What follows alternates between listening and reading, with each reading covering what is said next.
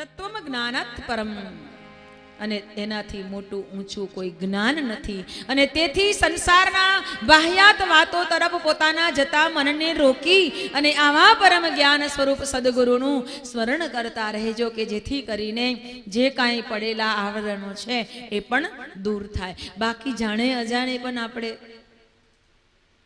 કોઈની ખાલી વાતો કરવામાં પણ પાપના ભાગીદાર બનીએ છીએ. જ્યારે એક ગુરુદેવ પાસે મોટા શેઠ ગયા અને કહ્યું કે મારા શરીરમાં બહુ બળતરા થાય છે. ગુરુદેવ ઘણી બધી દવા કરાવી, પરંતુ કાંઈ મેળ પડતો નથી. મોટા શેઠ હતા. એટલે ગુરુદેવે કહ્યું કે શેઠજી, એમ કરો કે તમારી બળતરામાંથી બચવાનો તમે ઘણો ઉપાય કર્યો, પણ નથી કાંઈ તમને ફાયદો થતો, તો એમ કરો કે બ્રહ્મભોજ કરાવો. થોડાક બ્રાહ્મણોને ઘરે બોલાવો, બ્રહ્મભોજ કરાવો, જમાડો, તેમને પ્રસાદી વડાવો, દક્ષિણા આપો. બ્રાહ્મણ દેવતા આવે તો એમને એમ ન આવે, મંત્રોચ્ચાર થાય, બ્રાહ્મણ ભોજન કરે એટલે મોટું પુણ્ય મળે. પુણ્ય મળે તમારો આ કોઈ કર્મ સંજોગોનું કોઈક હોય પાછળના જન્મનું, તો તમને કોઈ વ્યાધિ હશે તો દૂર થશે. શેઠજીએ વિચાર કર્યો કે વાત સારી, ગુરુદેવ તમે સારો રસ્તો બતાવ્યો, કાંઈ વાંધો નહીં. અને ઘરે જઈ અને બ્રાહ્મણોના જે મોટા હોય વડીલ એને શેઠજી મળવા ગયા. એમને પૂછ્યું કે કઈ તિથિએ તમે અમારે ત્યાં પ્રસાદ લેવા આવશો? પૂર્ણિમાનો દિવસ પસંદ કર્યો કે પૂનમના દિવસે તમારા ઘરે 51 બ્રાહ્મણો પ્રસાદ લેશે.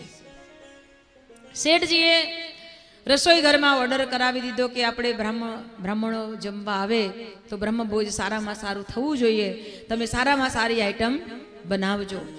મેનુ આપી દીધું અને રસોઈ પૂનમ આવી, રસોઈ તૈયાર થવા લાગી.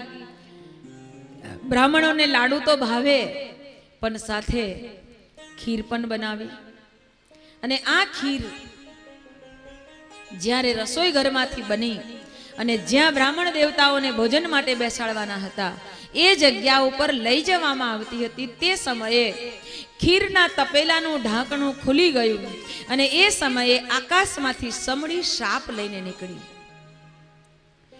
અને એ સાપ, સમડીના પંજામાં રહેલો સાપ પોતાને બચાવવા માટે મોઢામાંથી વિષ કાઢ્યું, ઝેર કાઢ્યું, સમડીને ડંખ મારવા માટે, અને નિશાન ચૂકી જવાથી એ ઝેર પડ્યું ખીરમાં. એ ઝેર પડ્યું ખીરમાં. રસોઈ જ્યાં બ્રહ્મભોજ કરાવવાનું હતું ત્યાં બધી રસોઈ પહોંચી ગઈ. બધાને જમાડ્યા. ખૂબ આગ્રહ કરીને શેઠજીએ બધાને પ્રસાદી આપી, પણ આ તો ઝેરવાળી ખીર. 51 બ્રાહ્મણોએ ખીર ખાધી અને હજી ઘરે નહોતા પહોંચ્યા ને વામિટ થવા માંડી. અને ઘર પહોંચતા પહોંચતા તો બધાય લથડિયા ખાઈને ઘરના ઉમરામાં ટપોટપ પડવા માંડ્યા. ખબર આવી શેઠજીના ઘરે કે તમારા ઘરેથી જમીને ગયેલા, પ્રસાદી લઈને ગયેલા બ્રાહ્મણો મરી ગયા. હવે બ્રાહ્મણોનો મરી ગયા. બધાય બ્રાહ્મણો પહોંચ્યા યમલોકમાં. ચિત્રગુપ્તને વિચાર થયો કે હવે આમાં શું કરવું.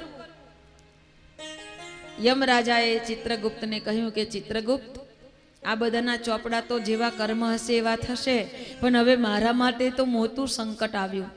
શેનું મોટું સંકટ? તો કે હવે આ બ્રાહ્મણો તો મર્યા, પણ હવે આ બ્રાહ્મણો મર્યા એનું પાપ હું કોને આપું? હું આ પાપ કોને આપું? ત્યારે ચિત્રગુપ્ત કહે કે પ્રભુ ચિંતા ન કરો, તમે જુઓ નીચે હવે શું થાય છે, ઘટના શું બને છે તે જુઓ. બ્રાહ્મણો મર્યા. ગામમાં હાહાકાર મચી ગયો. ગામના લોકો વિચાર કરવા લાગ્યા કે બ્રાહ્મણોને ભોજન કરાવ્યું, અને એવું તો કેવું ભોજન કરાવ્યું કે બ્રાહ્મણો મરી ગયા. એટલે ગામના લોકોએ ચર્ચા શરૂ કરી કે આ શેઠજી છે ને જાય એવો નથી. આ કેટલાય દિવસના હડેલા પડેલા હશે ને બધા અનાજ, એટલે શેઠને એમ કે લાવો ને બ્રાહ્મણો ખાઈ લે ને આપણે બ્રહ્મભોજ થઈ જાય, એટલે હડેલું અનાજ ખવડાવ્યું હશે. પછી ઘણા એવું કહેવા માંડ્યા કે ના ના, આ બ્રાહ્મણોને છે ને દક્ષિણા માંગતા હશે ને મોટી મોટી, એટલે કંઈક બ્રાહ્મણો પાસેથી કંઈક મેળવવાના લાભથી અથવા તો પછી કંઈક કરવાના બાને આ બ્રાહ્મણોની પાસે કંઈક શેઠજીનું ઉધાર હશે, અને શેઠજીને બ્રાહ્મણો આપતા નહીં હોય એટલે શેઠજીએ વિચાર કર્યો હશે કે આ બ્રાહ્મણો સીધે સીધા આપે નહીં, હવે તો મારે જ કાંઈ દવા કરવી પડશે, અને એટલે જ આ બ્રાહ્મણોને શેઠજીએ જાણે જોઈને મારી નાખ્યા છે. ગામમાં જાત જાતની ચર્ચા થવા માંડી, કોઈ આમ વાંક કાઢે, કોઈ તેમ વાંક કાઢે, પણ વાંક શેઠજીનો કાઢે. એટલે ચિત્રગુપ્તે કહ્યું કે પ્રભુ હવે તમારી ચિંતા દૂર. કેમ? તો કે આમાં શેઠજીને તો કાંઈ ખબર નહોતી. શેઠજી તો બિચારો પોતાની અગન શાંત થાય એટલા માટે બ્રાહ્મણોને ગુરુદેવના આદેશથી ખવડાવવાનું વિચાર્યું. હવે રસોઈયાનો પણ કોઈ વાંક નથી, એને તો સારી રસોઈ બનાવી. સમડી પોતાના મોતમાંથી છૂટવા માટે એને ઝેર ઓંક્યું પેલા સાપે, એ વાત પણ બરાબર છે. સમડી તો પોતાનો ખોરાક લઈને જતી હતી, એને પણ પાપ ન અપાય. હવે પાપ એને અપાય કે વગર વાંકે શેઠજીને ગુનેગાર ઠેરવે, એ આ નગરજનોને તમારે આ પાપ વેચી દેવાનું. જેને જેટલી નિંદા કરી હોય એના માથે આ પાપ જાય. જેને જેટલી નિંદા કરી હોય એના માથે આ પાપ જાય. એટલે યાદ રાખજો, વગર વાંકે કદી કોઈના માટે કાંઈ વિચારી લેવાનું નહીં. જો ગમે તેવું વિચારી લીધું ને તો સમજી લેજો પછી તમારીથી છૂટાય નહીં. એ તો પાપ માથે આવીને પડવાનું ને પડવાનું, એમાંથી બચાય નહીં. એ આપણા માથે જ પડ્યું. એટલે ક્યારેય પણ ગમે તેવો વ્યક્તિને જુઓ અને એને જોઈને કદી પણ કોઈ સર્ટિફિકેટ આપો નહીં, આ ને આ તો આવો છે, ના, એવું ન વિચારો. એના હૃદયની ભાવના શું છે આપણને ખબર નથી, એ બહાર ન દેખાય. બાહ્ય દર્શનથી કદી પણ ક્યારેય ખોટું ન વિચારો, નહીં તો એ પાપ આપણા માથે. આવા કેટલાય પાપોના ઢગલા હશે, વિચાર કરો. પછી આપણે કહીએ કે આટલું કરીએ તોય મારું કાંઈ સારું ન થાય, મારું કાંઈ સારું ન થાય. સારું જ થવાનું હોય, પણ પેલું બધું આગળ ઢગલા પડેલા હોય ને, થવા ન દે. સારું જ થવાનું હોય પણ ઢગલા મોટા મોટા છે એ થવા ન દે, માટે બચો. એટલા માટે નિત્ય ઉપાસના. परम पूज्य गुरुदेव कहता कि बेटा आपको नहीं मालूम है कितने लेकर बैठे हो, कितना लेकर बैठे हो.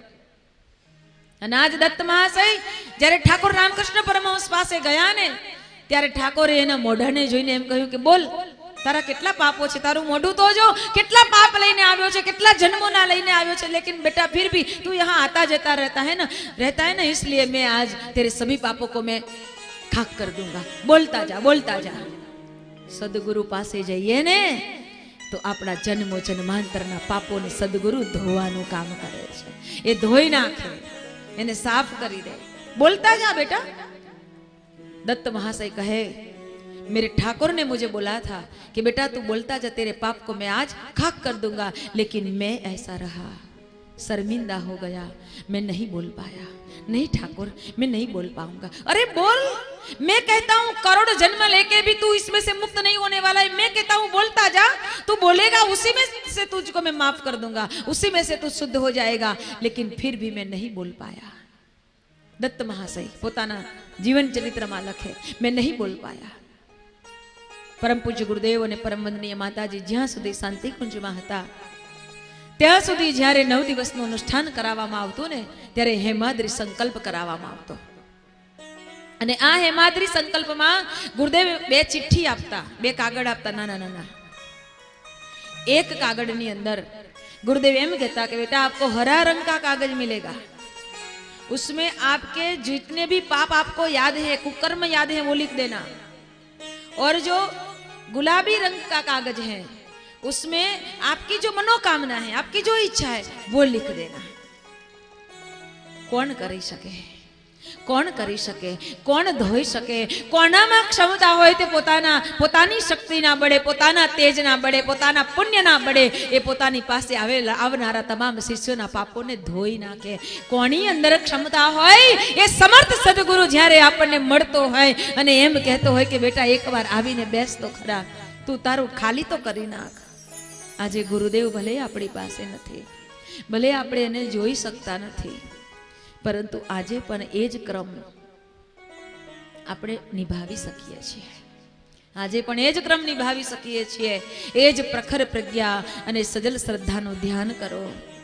ગુરુદેવ અને માતાજીના ચરણ ચિહ્નનું ધ્યાન કરો અને આપણા ભીતરમાં એમ લાગે કે મારા તો કેવા કર્મ હશે, તો આ જન્મમાં જેટલા પણ કર્મ યાદ હોય ને એટલા એક ચિઠ્ઠીમાં લખી અને તમે તમારા મંદિરમાં પ્રખર પ્રજ્ઞા સજલ શ્રદ્ધાનું ધ્યાન કરીને મૂકી દો। ગુરુદેવ, હું આ તમારા ચરણમાં અર્પણ કરું છું।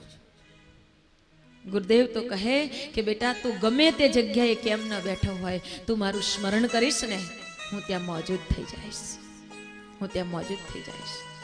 अने गुरुदेव आपने सौने एमांथी मुक्त करी दे अने गुरुदेव आपने सौने एक नवी जिंदगी बक्षे, नवुं जीवन बक्षे। ज्यारे आ संसार में आवेला जीव पाप थी मुक्त बनी अने गुरु चरण में पोतानुं कंईक अर्पण करी दे त्यारे मारा गुरुदेव एनी जोली ने भरी दे छे, एनी जोली भरी दे छे। ए देता देनारा ने जोई नथी शकातो, परंतु जोली भरेली जोई शकाय छे, जोली भरेली जोई शकाय। मात्र ने मात्र पात्रता ने विकसित करो। मारो सद्गुरु तो घणुं बधुं आपवा तैयार छे। आज सुधी कोई गुरु न आपी सक्या एटलुं मारा गुरुदेवे आपने आप्युं। एम कही दीधुं के बेटा कभी भी निराश मत होना, कभी भी निराश मत होना। आप जब जब मुझे पुकारोगे मैं दौड़ कर चला आऊंगा। थोड़ा ध्यान लगा गुरुवर दौड़े चले आएंगे। जब भी पुकारोगे मैं दौड़ कर आऊंगा, लेकिन महसूस करना।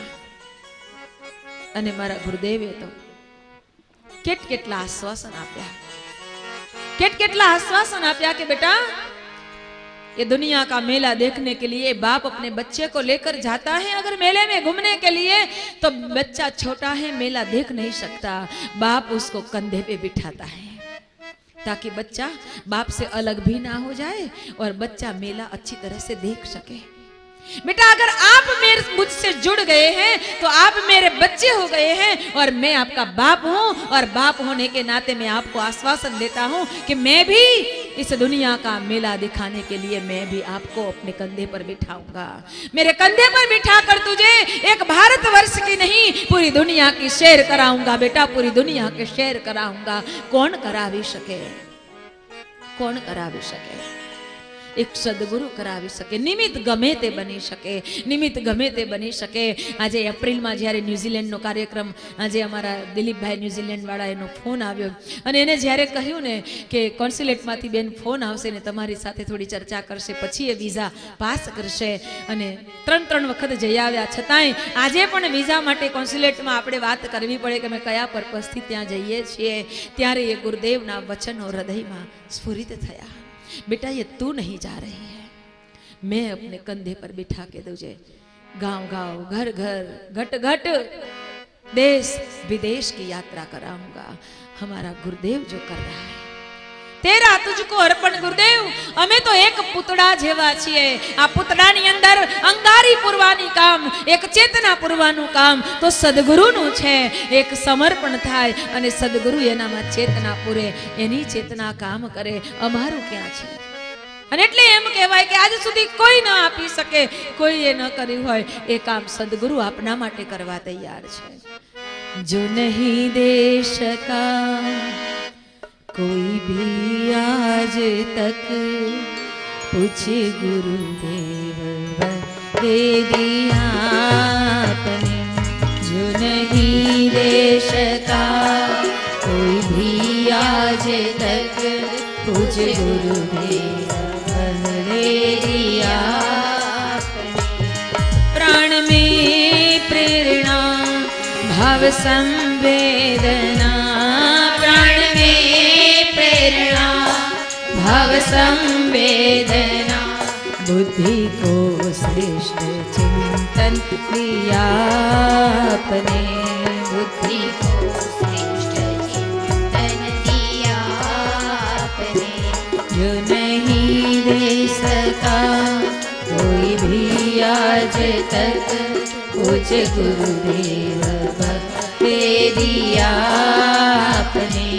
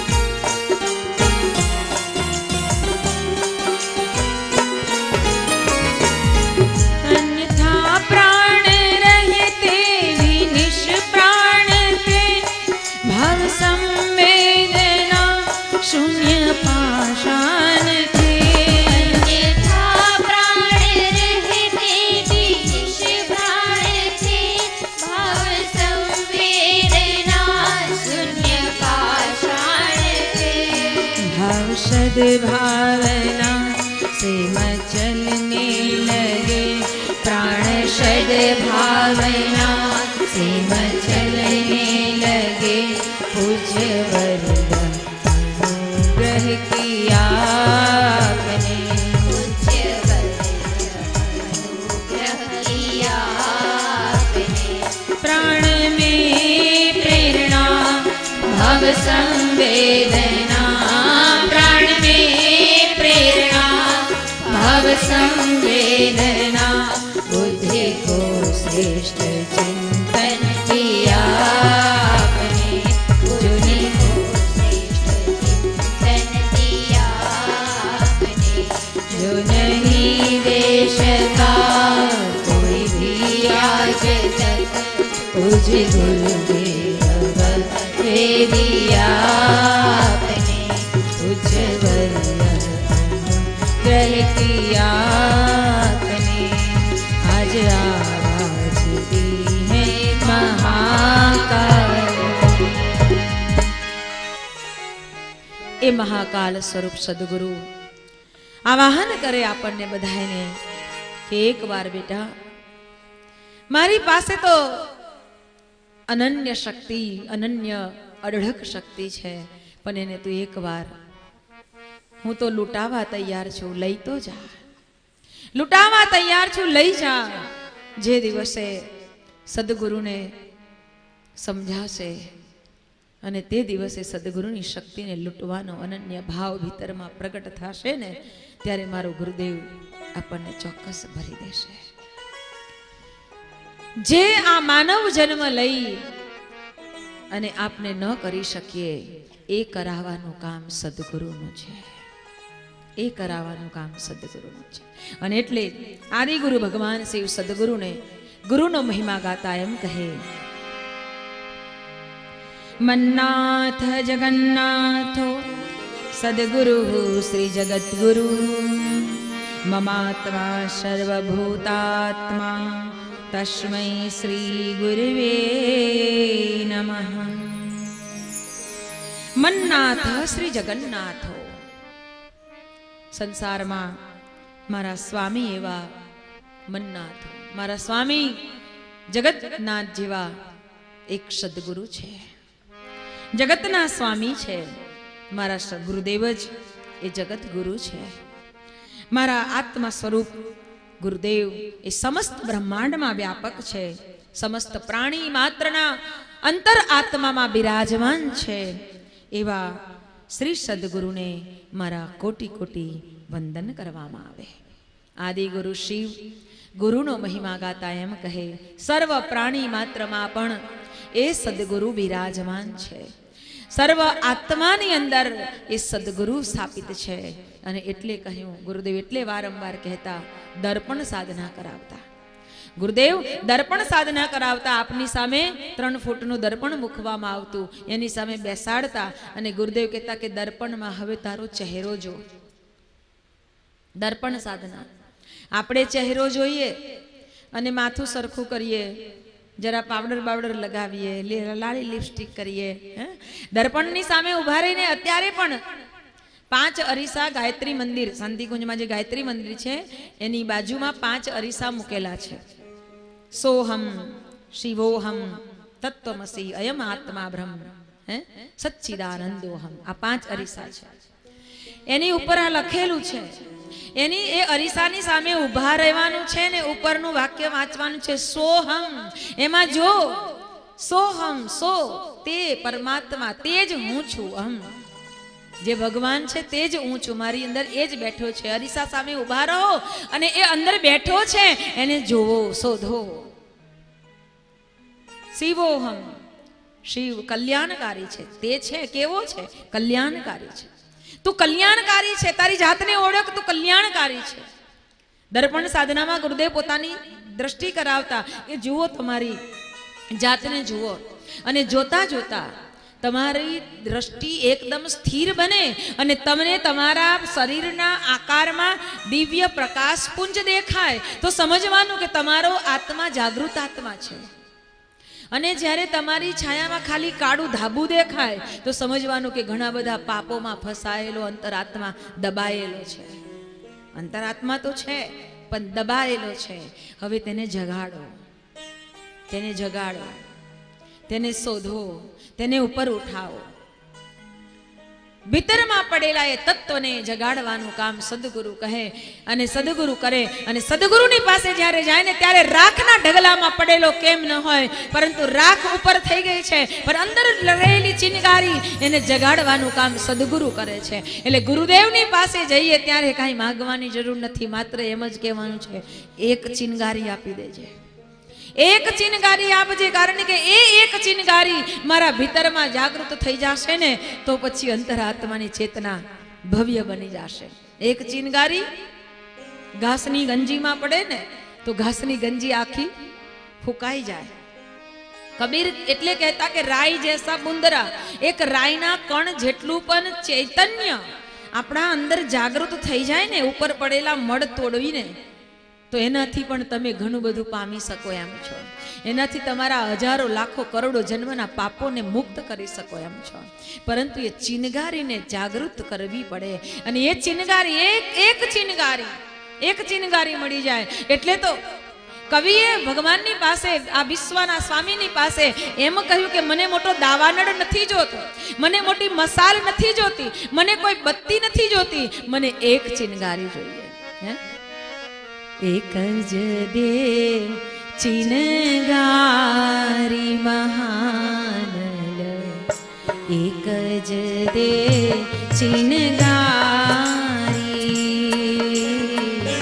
એક જ દે ચિનગારી મહાનલ, એક જ દે ચિનગારી.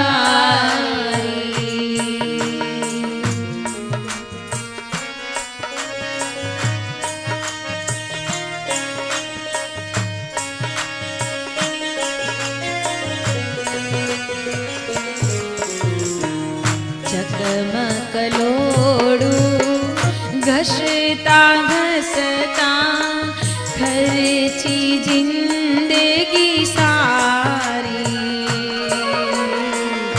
ચકમકલોડું ઘસતા ઘસતા ખર્ચી જિંદગી સારી. મહાનંદ એક જ દે ચિનગારી મહાનલ, એક જ દે ચિનગારી.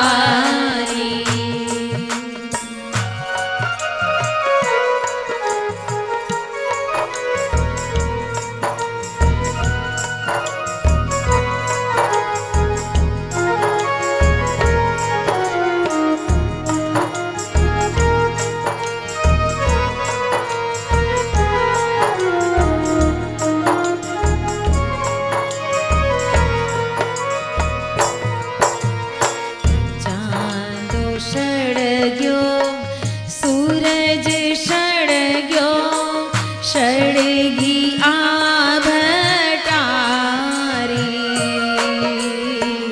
ચાંદો સળગ્યો, સૂરજ સળગ્યો, સળગી આ ભટારી.